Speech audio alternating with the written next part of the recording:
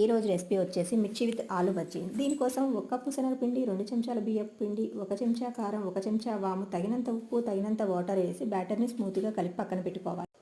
ఇదే batter use చేసి మనం ఎట్ ఏ టైం మిర్చి బజ్జీ, ఆలు బజ్జీ ఎలా చేసుకోవాలి అంటే, కట్ చేసి పెట్టుకున్న మిర్చిని ఈ బ్యాటర్లోనే డిప్ చేసేసి మరుగుతున్న ఆయిల్లో వేసి గోల్డెన్ బ్రౌన్ కలర్ వచ్చేంత వరకు వేయించుకొని తీసి పక్కన పెట్టుకోవాలి.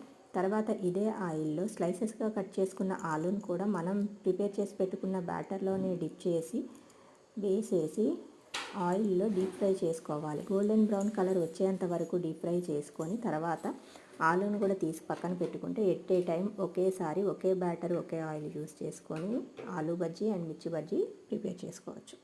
దీనికోసం పక్కన స్టఫింగ్ ఎలా చేసుకోవాలి అంటే, ఫస్ట్గా ఉల్లిపాయలు సన్నగా తరిమి పెట్టుకొని తర్వాత అందులోనే రుచికి సరిపడా ఉప్పు, కారం, నిమ్మకాయ వేసి కలిపి పెట్టుకుంటే స్టఫింగ్ కూడా రెడీ అయిపోతుంది.